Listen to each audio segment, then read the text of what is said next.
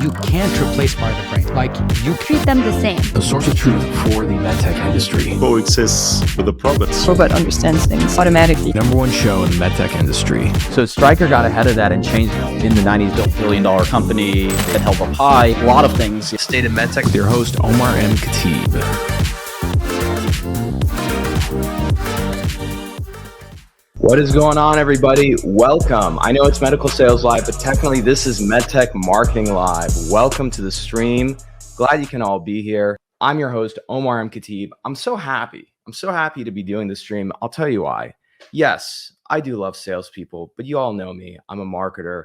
And so running ads, driving revenue, reducing sales timelines, like these are the things we live for. And, you know, MedTech has changed. MedTech has changed. Quite a lot. And before I bring on my guest, all right, I see a lot of people joining. Jeffrey Beecher, hey, welcome. Glad you can join. LinkedIn user, I don't know who this is because you're private. They're unavailable. Will there be a recording? Of course there's going to be a recording. Come on. This is the first time you've been on the show? Of course, there's always going to be a recording.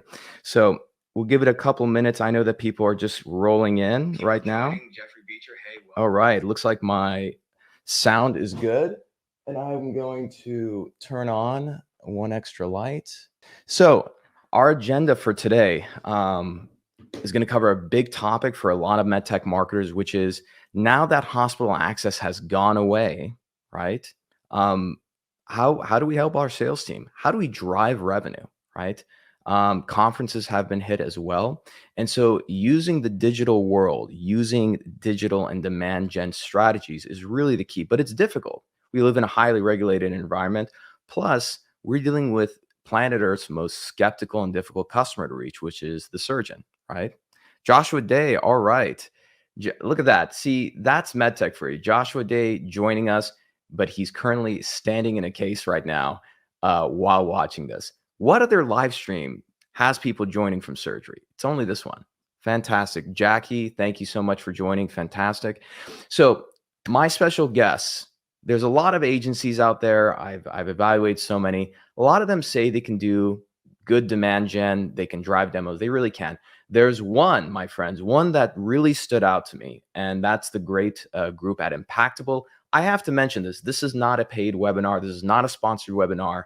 I actually invited them on because I was going to run this myself, and I said, I really want the people who I think are the best at this. So Impactable is specifically a LinkedIn ads agency. They're very good at what they do. They're so good that I personally use them, not just for clients, but for my own stuff. So when you guys see the ads for my webinars, everything, I actually use them. So I'm going to bring them on one at a time. So let me bring on the founder and CEO, Justin Rowe. Hi, Justin. Can you hear us? Can you see us? I can hear you and see you. And thanks for having me on. Absolutely. My pleasure. And next, and if you guys can introduce yourselves and your titles, I hate saying that, but you know, I don't know what else to say. JD Garcia.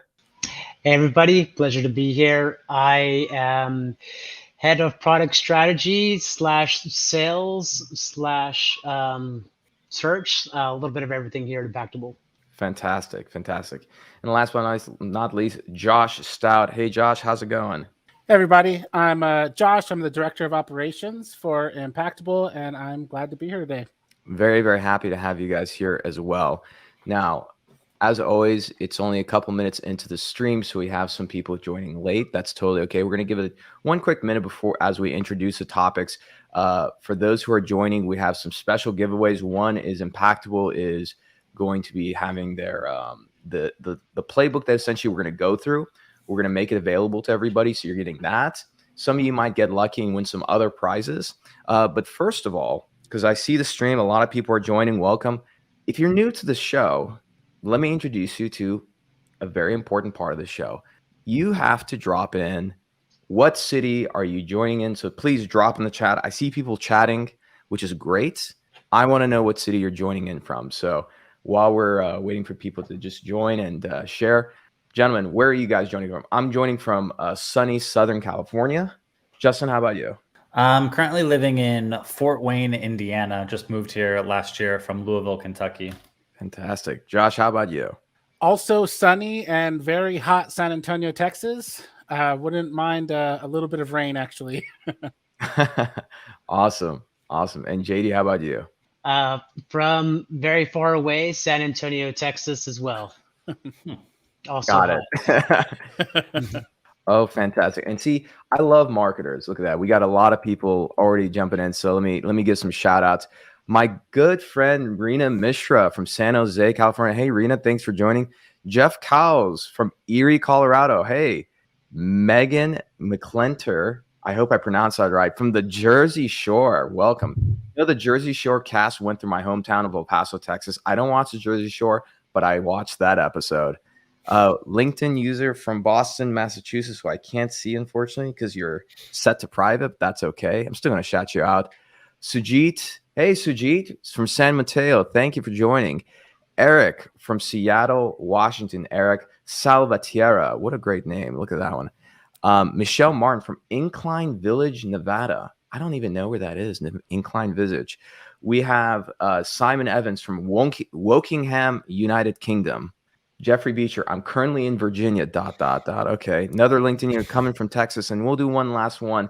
Tony Embry from Ann Arbor, Michigan. So, ladies and gentlemen, so we'll get started with the topic. We'll introduce the topic. I'm going to pull up my screen. We're going to go through the playbook. But as we go through this, we're going to go through this maybe for 10, 15, 20 minutes. But we're going to get right away into Q&A. So, marketers, please take advantage of this. This is the world's #1 ranked LinkedIn agency.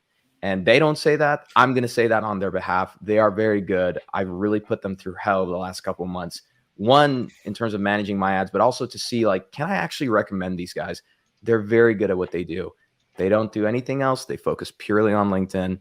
Shane Jones coming in from Nashville, Tennessee. Thanks, Shane, for joining. So, Justin, maybe we can start by you introducing the topic, and then I'll share my screen. We'll start walking through the playbook. So LinkedIn ads is obviously our core passion, the main thing we do. And at the heart of it is kind of our approach to LinkedIn ads and just marketing in general is right in line with like the kind of demand gen movement. And a lot of people, when they think of demand gen, they think of it as more of an organic kind of play, that you're putting in this organic effort to generate demand. They don't think of it as something that you could do with ads. And so the way we do it is in our retargeting strategy is kind of the fundamental, what we do different. For instance, we run cold traffic to the website, and LinkedIn's really good for that because you can target by position title, company size, industry, geography. It's way more specific than Facebook, unless you're bringing in your own audience, which is usually the best way to do that. But then where we differ is what we do with the retargeting. And in my mind, there's 3 main objections to overcome. Why didn't someone buy on their first visit? Well, if you think about it, like if you're in MedTech, if you're in B2B, there's no one that's really impulse shopping on their first visit. Yes, they showed some curiosity, but it's either not the right time, or they don't trust you yet, or they don't view you as the expert. And, in MedTech, I'm sure it's as true as in any of these others that we deal with, is that trust is a pretty big factor in the equation. So we use, any ads that you put in front of someone after they leave your website, it would overcome the first objection of timing, because it'll have your logo, it'll have your name. So if timing was the only objection, sure, you could put anything in front of them. So I believe it's better to put your time and energy into overcoming the other 2 objections. How can we make them trust us more? How can we show them that we are the experts? And we use ads to do that by showing them things like case studies, client testimonials, results, expert advice, videos that show off our expertise. So we're not just hitting them over the head with sales pitches. We're using paid ads as a guaranteed delivery method to put things in front of them that help tell the story that we are the trusted experts. And when and if you have a need, we should be the ones that, are your go-to. And so it sounds very logical when you think about it, but it's definitely far different than what the typical advertising agency is doing in terms of hitting them with ads and then just hammering them with, the same kind of retargeting ads. Absolutely. And I think that's a really good point to bring up. And I think that a lot of MedTech, first of all, I always mention this. I think MedTech is one of the most difficult places to market and sell, because we are dealing with planet Earth's most skeptical customer, which is a physician, especially surgeons. And I think this concept of leading with authority and education to gain that trust is so important. I mean, look, I'm a perfect example of that. I converted, again, I've had, like, every marketer, and every marketer who's on here knows what I'm talking about. We get hit up all the time by different agencies, lead gen services, etc. The reason why I became, a customer, started using you guys, was that all of you are very good at sharing great educational content on lead gen ads, LinkedIn ads, all these things. And by the way, for everybody who's on here, make sure to follow all these gentlemen. The second thing is, I would see your ads where you were essentially walking through workflows on how I would solve a certain problem, right? And I think too often than not in medtech, what we try and do is get the demo, but we don't give a reason why that person's going to sit on a demo, And I think there's a way to demonstrate that trust and authority ahead of time on how to solve a problem in a new way and using ads. So with that being said, what do you guys think? Should we jump over to the Blackboard? Yeah. Okay, fantastic. So let me arrange my desk here because things are falling all over the place. Of course. This is a great show, but it's not a high production show. High it's quality, live, right? Yeah, high quality. Exactly. This is the kind of thing that happens when you go live. It's high quality, not high production, but that's okay. All right. So let me see here. And for those who are asking, I'm getting a lot of people asking, yes, this is being recorded, so you can watch this again. You can take this stream, send it to your colleagues. Be sure to do that. And again, if you like what we're doing, do us a favor, throw some emojis up, reshare this broadcast live right now. So if everybody could do that, it's a huge help for us, right? We want to help as many people as possible. All right, here we go. And for those who have epilepsy, I might have just given you a seizure with that. I apologize. Okay, great. Can you guys see my screen? I can. Yes, I can. Yes. Okay. Please don't go quiet on me for that long. I was like, oh no, answer. we lost this. I lost them. Okay, great. So let's start here. I mean, guys, you tell me what to point at. You guys run with it. Jonathan, you want to take this first one? Sure. So what you're looking at here is a playbook, or out of our playbook, a play for a strategy between $500 to $1,000 a month budget.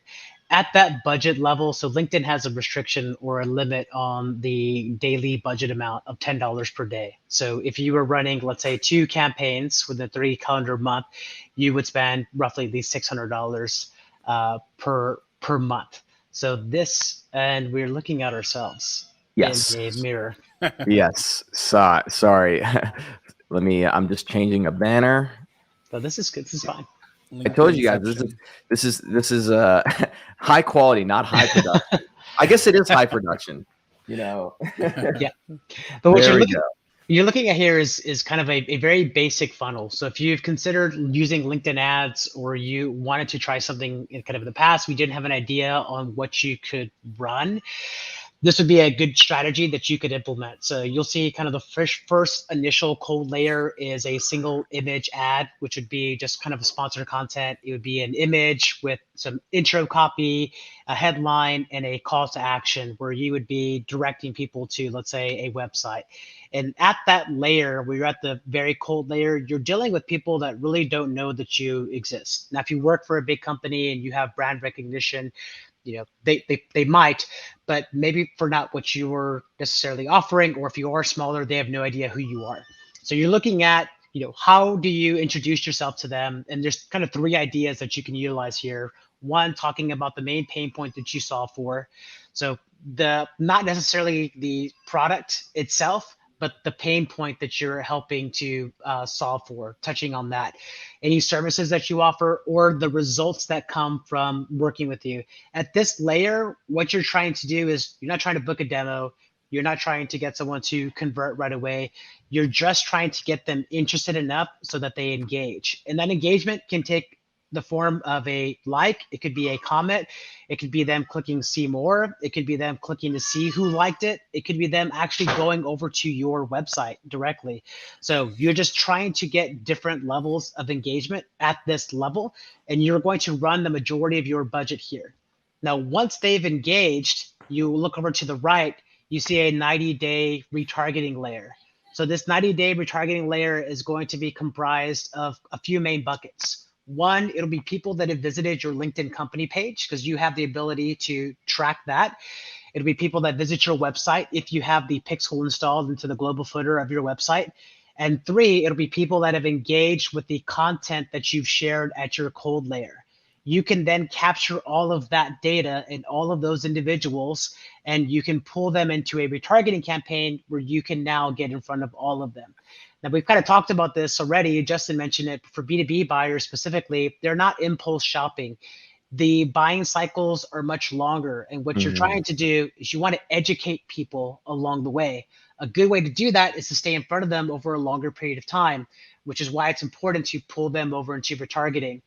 At this budget layer where you kind of have your toe in the water and you don't want to spend a whole lot of money if you're testing this out, text ads would be a good option for you to introduce these different options here, or different content options.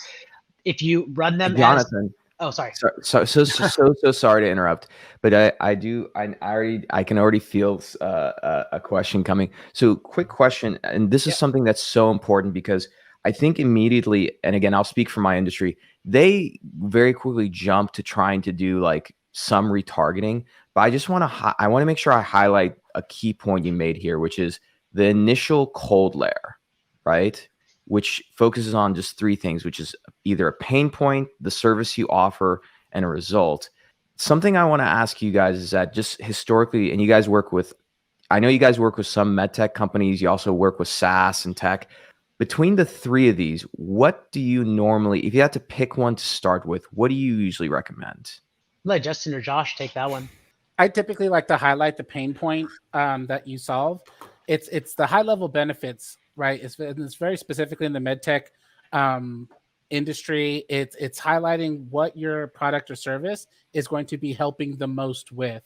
I actually, one of my longest running clients is in medtech, and this is the exact type of strategy. Obviously, we'll see that a little bit later in the playbook of what we do for him, but typically those are the ads that we're leading with. Is what is the main pain that we're able to solve and what makes it unique for that client. Got it. Justin, would you agree?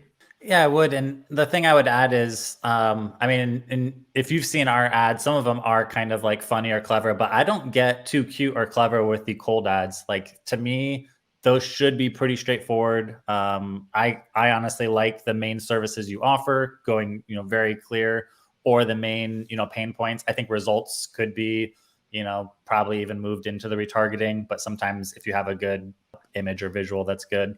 But the pain points is really good. And because really what you're looking for here, you shouldn't even hope for a conversion or someone to like see this ad and click into your website and they just like instantly convert and throw money at you. I want to, So I want to just again, emphasize what you just said. The goal is not to get a conversion. Am I right? Yeah, correct. The goal is to, let me pull up the people who are watching, they have to understand, I spend like $400 on Amazon Prime Day just to get these iPads for you. I hope you guys are enjoying it because I'm having a good time. But the whole point is not to convert into a lead or anything, not even to capture an email. It's to get them to the website because there you can actually pixel them. And that's what's the retargeting, correct? Yeah, the main goal is you're putting your ads in front of your ideal prospect. And if you can track signs of intent, which, the website is a sign of intent. If they interact with your cold ad, if they visit your company page, if it's a video and they watch 75% of that, the main thing is you're harvesting data, intent data that you're paying for. And that's the most expensive part of LinkedIn ads, is putting cold ads in front of, cold audience and getting that initial intent data of that they digitally raised their hand and said, sure, I'm curious about what you're selling, or I have that pain point, or that's something that, I'd be interested in learning more about. And they click into the website, and that's good enough for me at that point, because it's the retargeting layer that we then go to work and would expect to, convert them over the next however many months. And keep in mind, that's really important for optimization as well. There's separate stages to this. So when you're optimizing this initial cold layer, you're optimizing for engagement. Which ads are resonating with your target audience? what speaks to them, what's bringing them in, what's creating that engagement. You'll worry about optimizing for conversions later down the process. But at this initial cold layer, you are looking for what's bringing in the most traffic and what's getting the interest of my target audience. One other thing I think it's really important to discuss from something you said, Omar, is LinkedIn came out with a awesome feature where you no longer have to rely on the pixel of website traffic. So it doesn't replace the pixel. You want to make sure you're getting not only LinkedIn traffic, but traffic from maybe Google or Facebook or any other marketing platforms you may be using. But LinkedIn now has the ability where you can set up a retargeting audience or a matched audience based on people that have interacted with your ads. Got it. Yeah. And that was actually, what's interesting is that was actually something that I learned from you guys and I started using, because a lot of times as a marketer, when you launch, let's say, an ad set, and again, for people, I see more people joining, which is great. And for those who are asking, if you're watching this on the phone, simply take your phone and flip it sideways and it'll get bigger. So that way you can see things. But again, to emphasize what the guys are saying here, oops, let me go back here, is if you're going to run a single image cold layer ad, start with a pain point. The goal is driving them to the website, right? But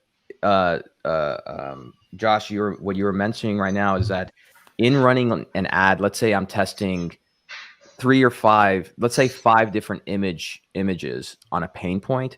You're saying that even in that test, while I'm figuring out which image is best, I can then take the winning image and then retarget everyone who interacted with all the images, correct? Within LinkedIn. You can get the information from knowing like this is the winning image and this is what's catching my target audience's attention, so I can make more ads like that, right? You are driving down the cold ads to figure out which cold ads are resonating the most, but you also want to try to figure things out. If you see 2 ads are outperforming your other ads, let's say you started with 5 and 2 are outperforming the others, there's something about those ads that really speaks to that audience. So in that case, we typically do things like we might A/B test them. We might duplicate the ad and try a different set of text or a different image, figure out what is it exactly that's resonating with the target audience. And we can continue driving down on figuring out what's most successful for us in those ads, and then trying to replicate that success to continue getting that high level of engagement that you want. Got it. That makes a lot of sense. I'm going to go back over to Jonathan. So Jonathan, can you take back over, after we've, again, focused on a pain point, single image ad, the goal, driving them to the website. Again, I keep repeating this to marketers because everybody folds to the pressure of the sales team, which is, we're just going to run lead gen ads.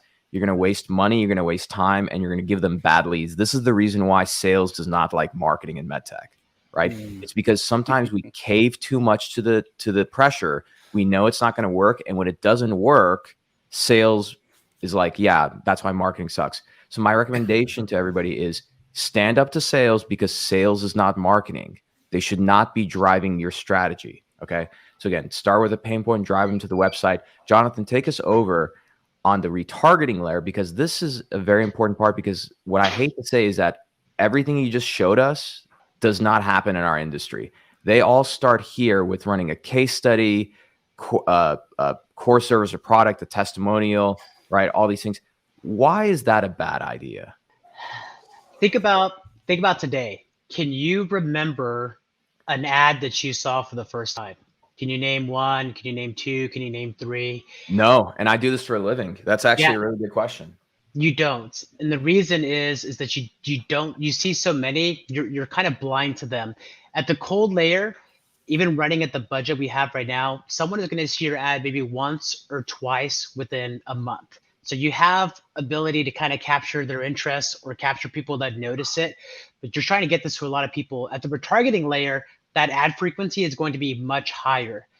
There's some companies that if I visit their website, I just get retargeted everywhere. In my Gmail, I'll see a sponsored message above. On LinkedIn, I'll see content. On Facebook, on Instagram, on Reddit. wherever I go, I'll be retargeted by these individuals, and it's increasing the number of times that I'm being exposed to that brand and to that content. That's exactly what we're trying to do with this retargeting layer. At the retargeting layer, my ad frequency is going to be much higher. Those individuals are going to see much more content from me over the course of that month, which gives me additional opportunities to show them other pieces of content, like a case study or expert advice or what they're missing out on, or just demonstrating why this is different than maybe the status quo or what they're using today. One of the things that's really challenging is getting people to kind of change their mindset or even just be open to something else, because change is kind of the enemy at times.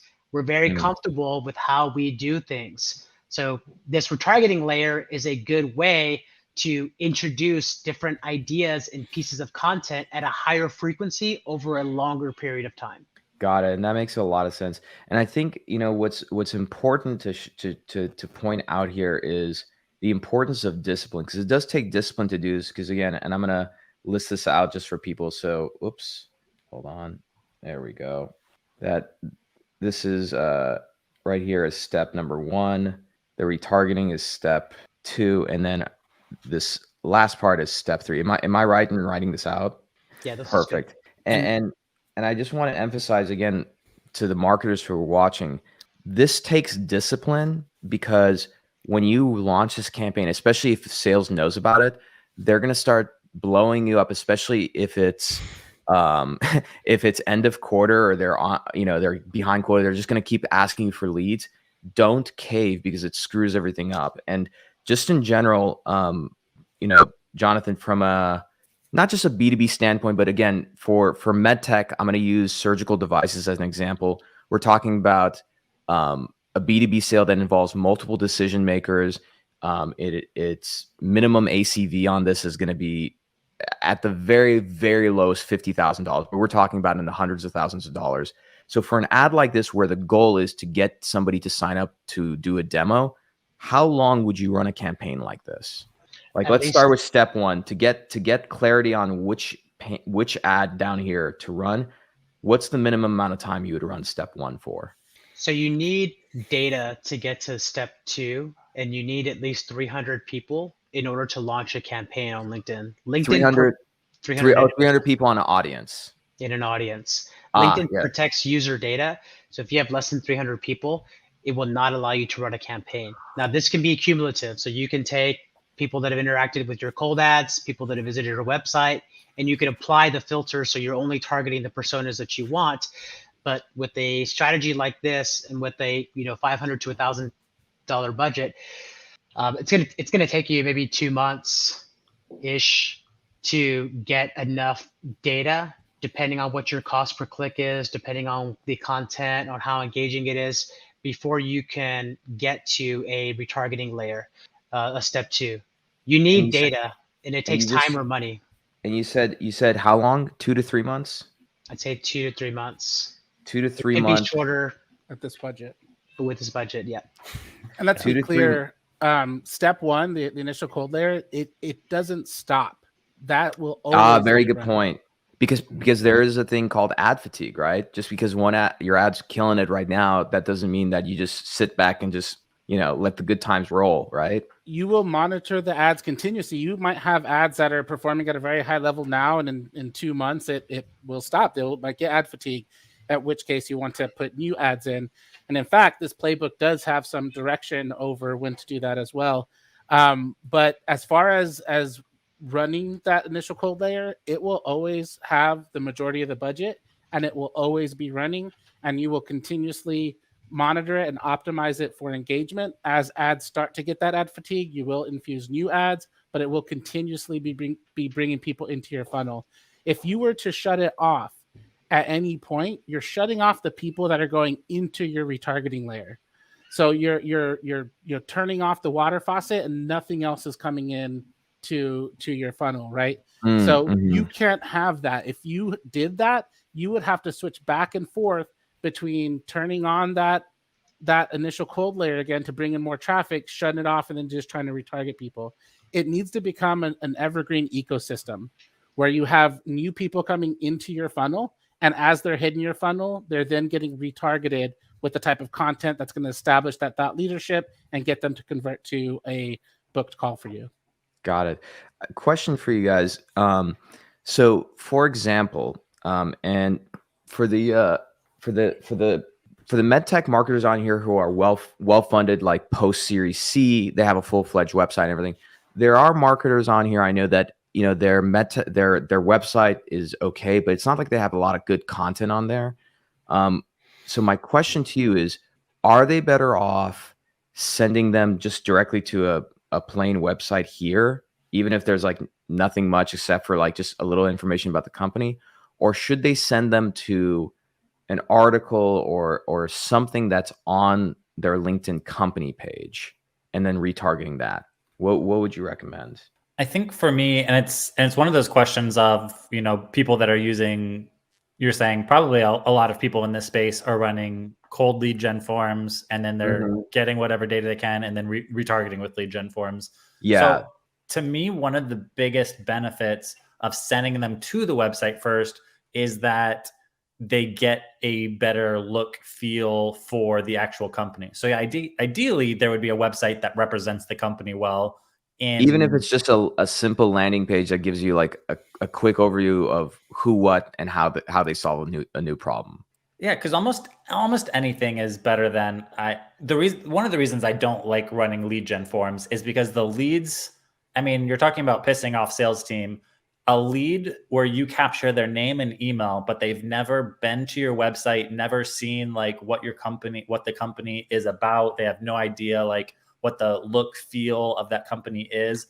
Like those are some of the weakest leads, like, and maybe 1 in 20, like that's what pisses the sales team off. But the only way like these marketers a lot of times feel like they can overcome it is just by getting more of them, because they think it's a pure quantity game.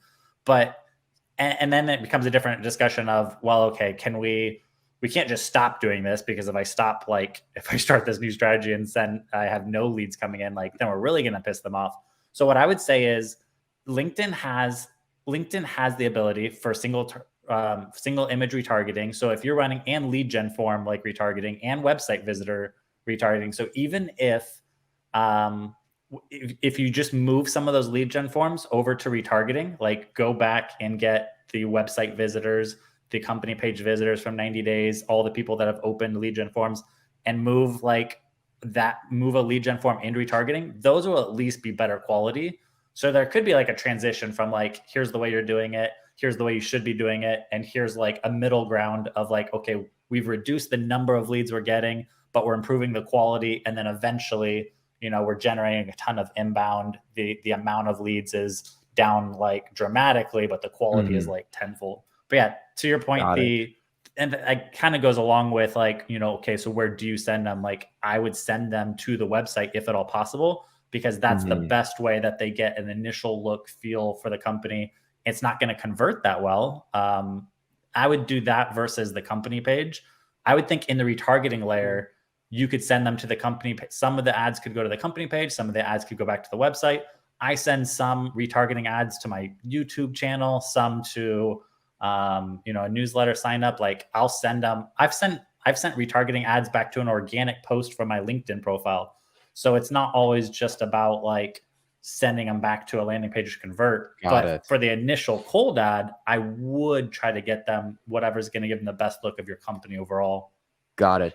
And we have a question, two interesting questions, one from Rena, one from Simon. And by the way, I don't know if Jonathan had to hop on a client call, but in case he got kicked off. Oh, he did. Okay. I was like, in case he got kicked off, he can join.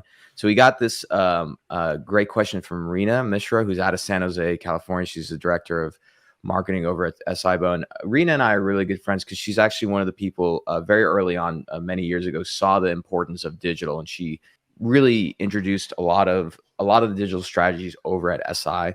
So I'm happy you can join. But get ready, because we're going to get covered by her question right now. There we go. Yeah, we're going to have to peek over. So the question that Rena has is, I tried creating an audience for a specific surgeon type, but the more I tried to target, eventually the audience became too small and LinkedIn said I couldn't run the ad. How specific have you been able to target audiences in LinkedIn for surgeon and other HCP types?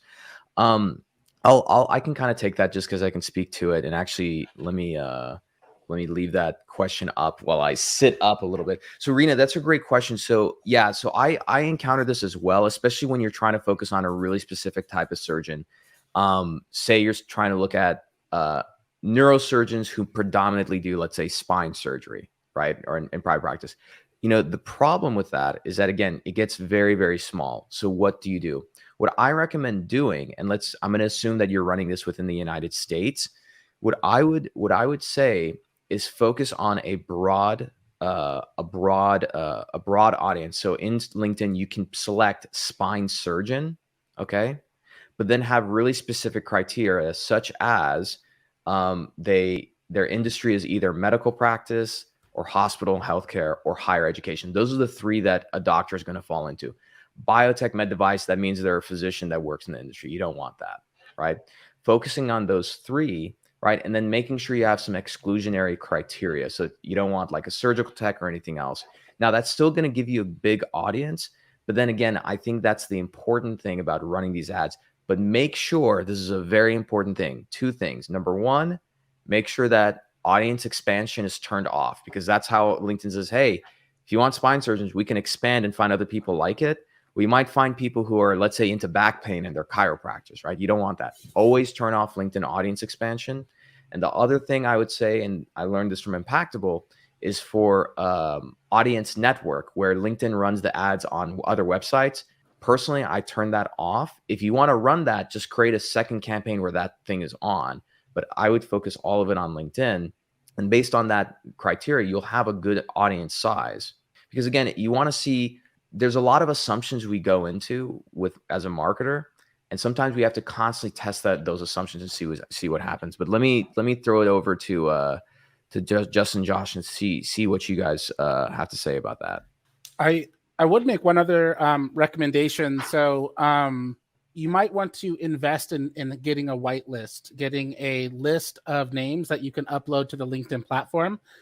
They tend to perform at a much higher level than just using the regular targeting criteria on LinkedIn.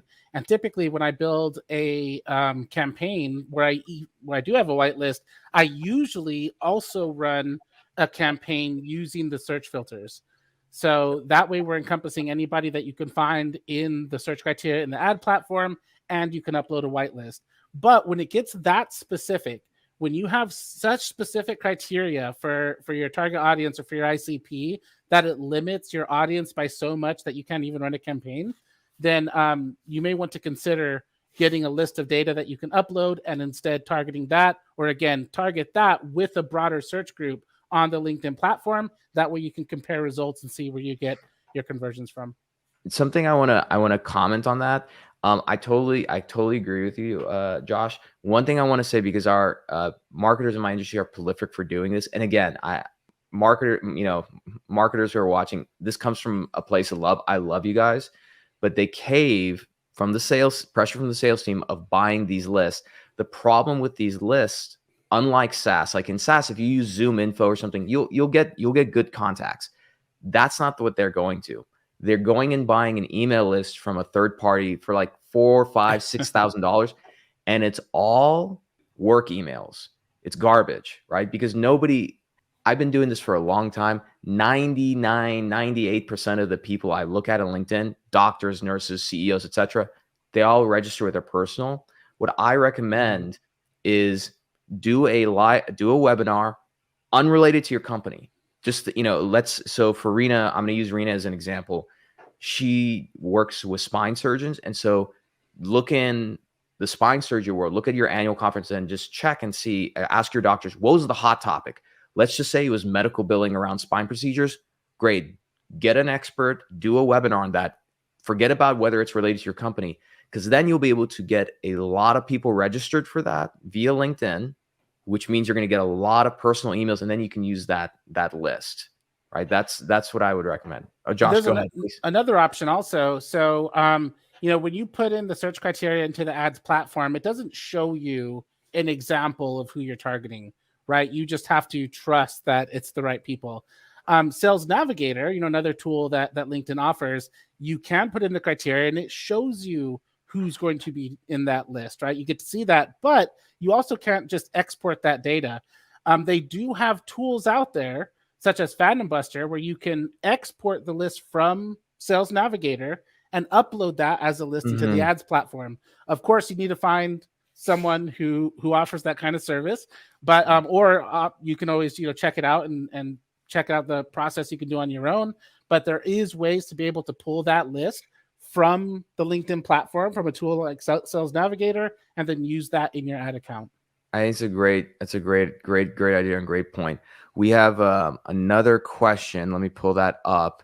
And before we wrap up, I know we kind of I think it unshared my screen, but I'll go back and show the infographic shortly. But Simon Evans from the UK said that my understanding is LinkedIn doesn't like us to direct people away from LinkedIn and onto websites. Will this mess with the algorithm?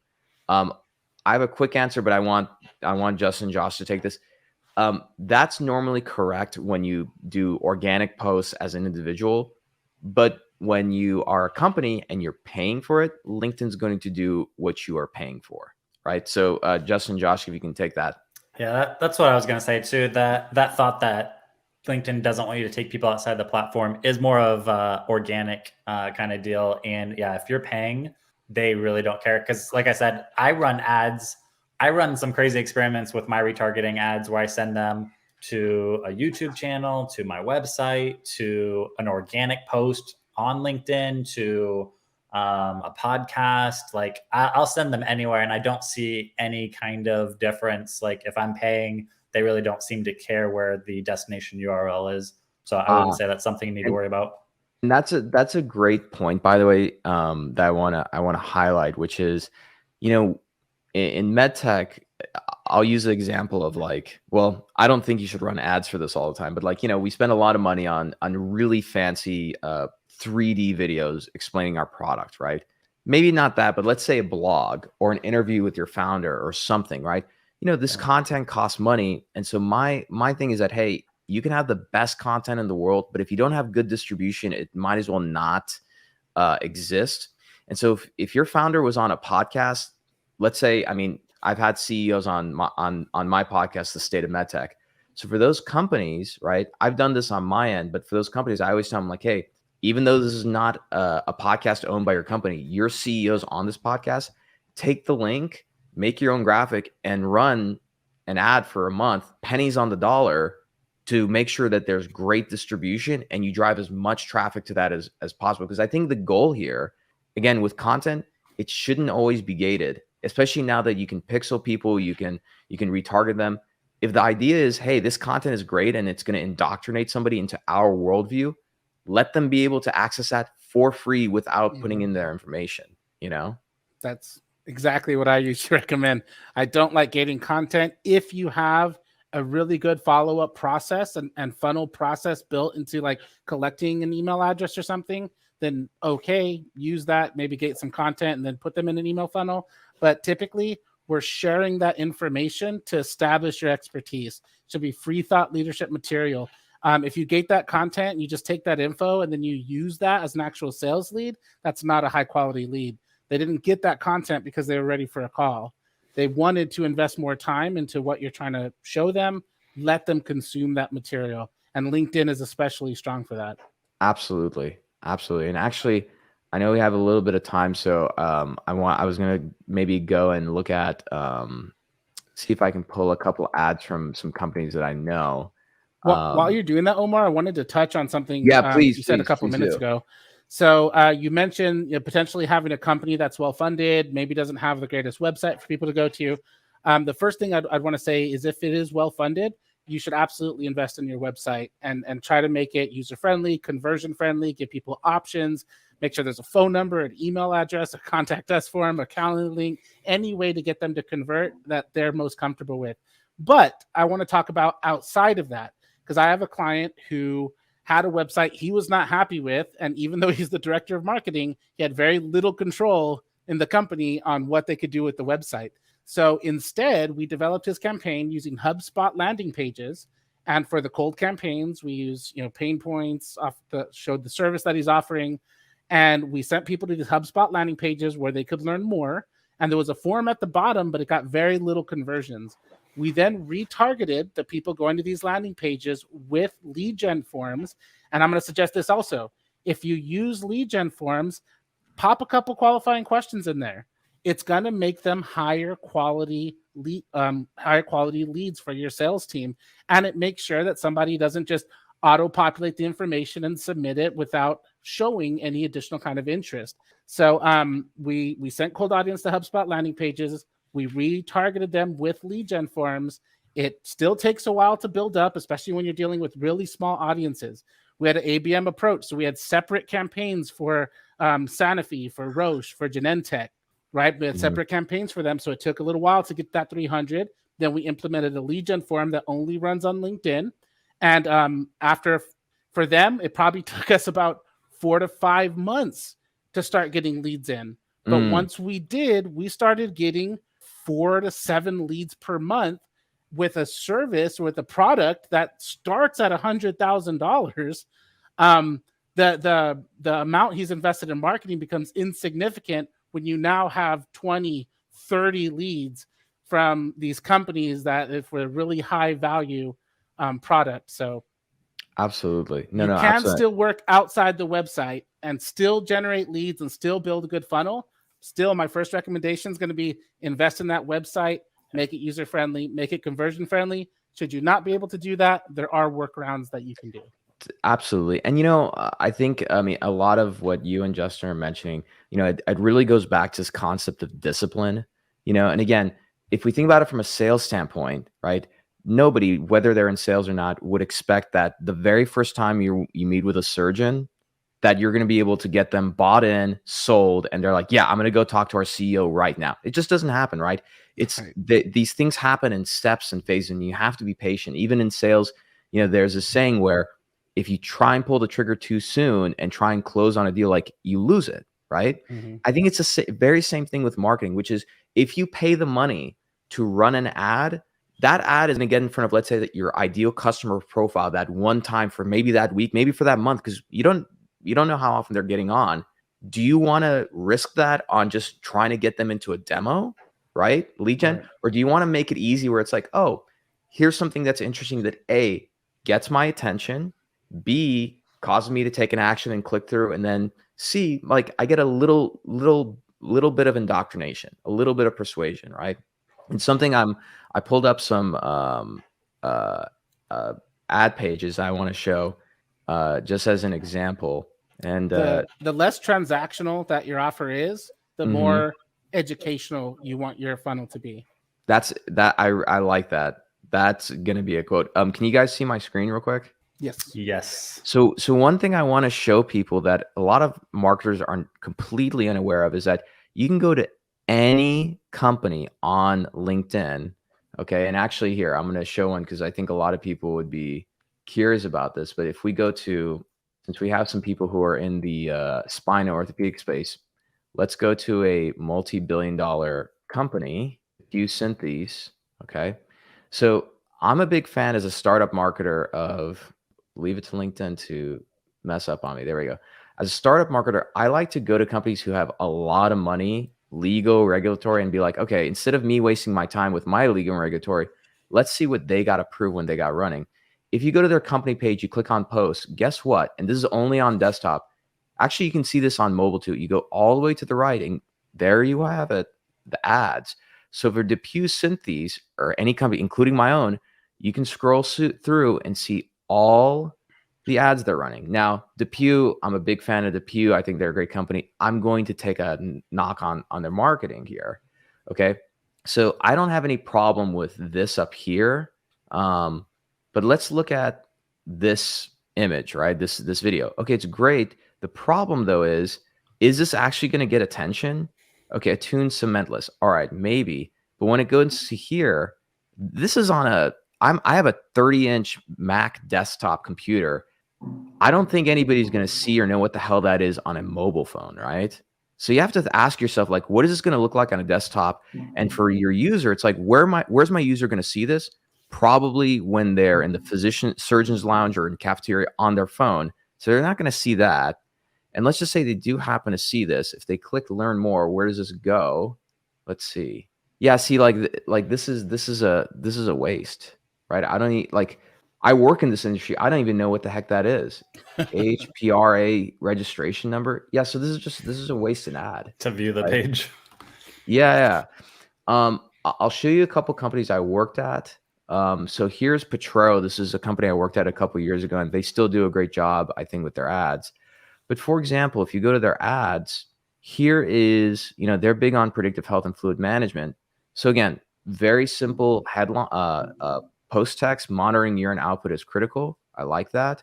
They have a see more, where what I would say is they probably needed a little extra text so people knew that there was a see more, right? But again, they spend money on this ad or on this video, so might as well pay for distribution on it, right? So that's good. So they're going to be able to get retargeting on this. And then if you click learn more, let's see where it goes. Yeah, it goes to their website so they can retarget. Perfect.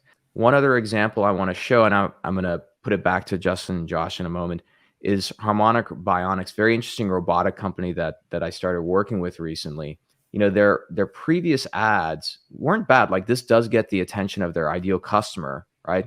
The problem though is that when it comes to getting a demo, they're going straight to a 30-minute virtual demonstration discussion. So when you click to go sign up, it goes to this landing page. You have to scroll down and you have to enter your information, right?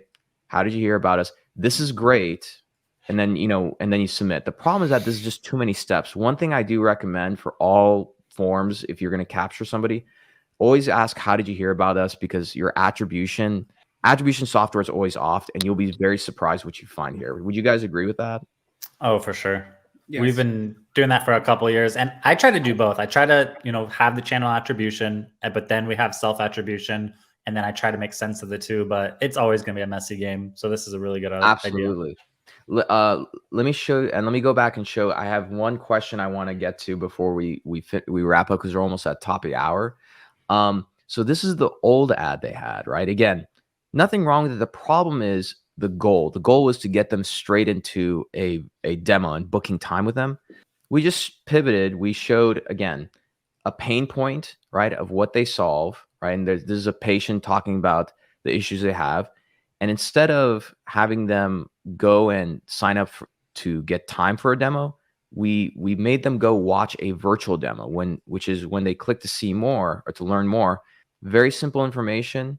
They submit, and then they're immediately able to watch a demo right then and there. And let me stop sharing, come back, and just make a point. The reason why I think that's important to marketers to understand is, at the end of the day, when your sales team does a demo, 90% of that demo is the same demo for every single person. So rather than spending time on, okay, the salesperson gets to do that demo and everything, maybe run a quick 2-3 minute virtual demo where they can watch it recorded and then book time for a 10-minute follow-up conversation. That's going to reduce sales timelines. Justin, Josh, yeah, your thoughts. And if you disagree, you can tell me, by the way. That's still okay. Thoughts, Josh? I agree. And, I did want to make a comment, though, on those videos. So typically for cold awareness videos, you usually want them to be shorter. I agree. That I agree with you. I completely agree. Would you say even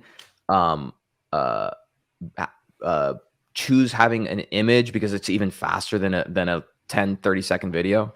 So I like images better. They get more clicks, they drive more traffic. Now, here's the thing I've seen about videos, though, is if somebody sits and watches an entire video and then clicks, that tends to be a higher quality click. So that's true. But you got to be more disciplined about letting that campaign run, right? Exactly. And you also have to think about it as in retargeting. You can retarget people based on the amount of the video that they've watched, 97%, 75%.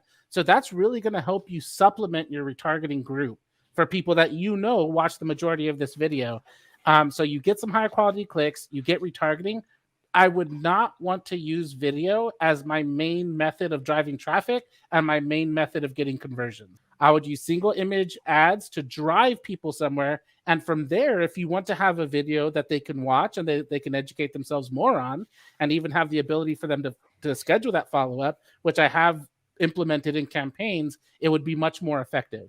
Now, if you retarget people, you can retarget them with longer videos because they're on that second stage and they're much more likely to watch a little bit longer of a video.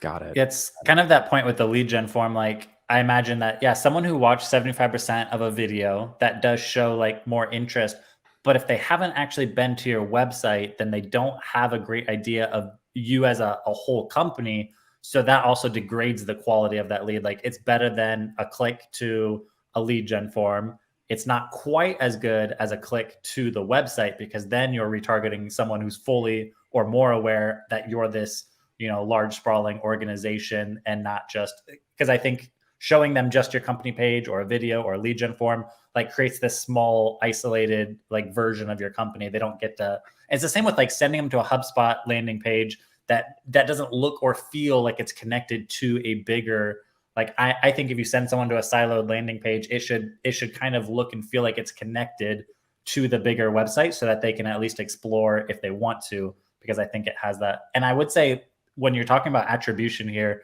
I would really caution people to move the goalposts. If you're just looking at cost per lead, like, you're going to be fighting an uphill battle to prove this to whoever's, controlling the budget. It should be, okay, we're not going to focus on cost per lead anymore, because if you focus on that, you can never switch to this new strategy. So you have to move the goalpost, and you have to say, okay, what is the conversion rate of these leads? Like, how many of these leads convert to a meaningful, qualified conversation? If you can at least move it to that, you have a fighting chance, because then you're like, okay, I don't need 20 leads. I need to produce 5 meaningful conversations with the sales team from this spend. Bingo. That's better. And then from there, how many of those conversations turn into revenue? And when you start looking at it that way, this approach usually does a couple of things. It creates inbound leads that require, that are higher quality, that are more likely to convert into meetings. Those meetings from leads that are sourced this way have a higher likelihood to convert to revenue. And then those deal sizes from those that convert to revenue are usually bigger, because you've done so much work with trust that when they are ready to move through the pipeline, it's accelerated.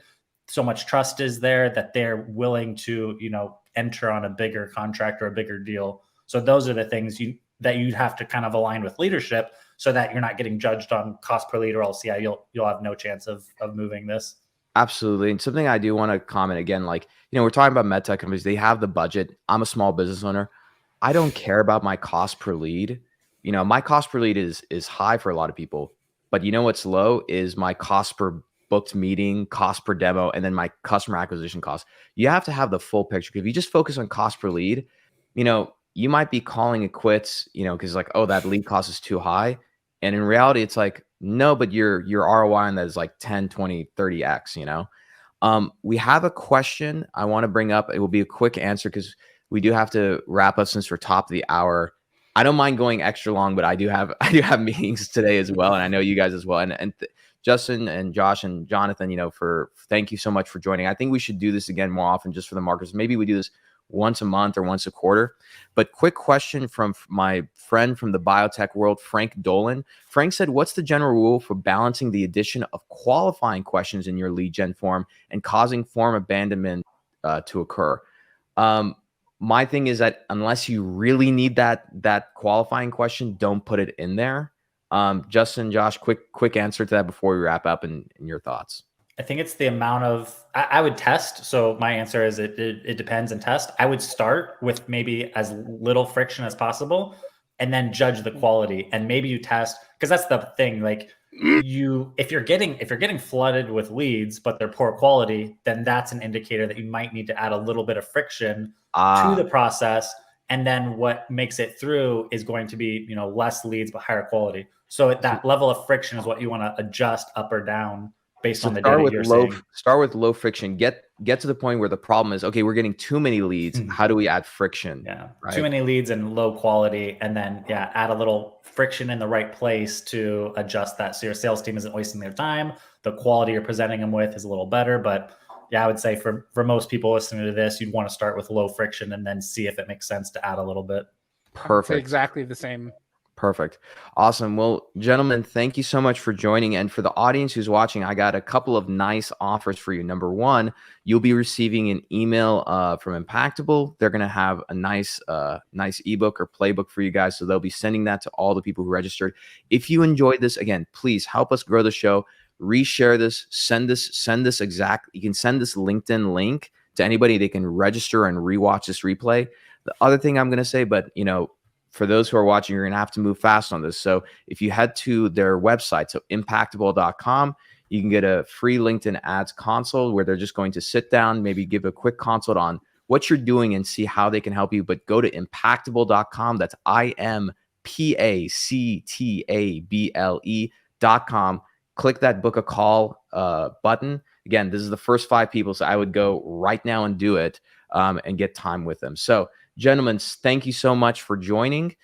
This is another edition of the State of MedTech, the marketing edition. We'll be doing more of these, and we really appreciate you all joining the show. It's a pleasure being here. Thanks, Omar. Take care, everybody. Everybody have a wonderful week. See you later. Thank you for enjoying another epic episode of the State of MedTech. If you're feeling inspired and love this episode, do us a favor, hit that subscribe button and turn notifications on so you never miss an episode. And be sure to give us 5 stars and write a short review because that helps more people discover this amazing community of ours. If you're a company who has a executive that you'd like to be on the show, or perhaps you want to sponsor one of the episodes, shoot us an email at hello@khateebandco.com. Take care. See you next time.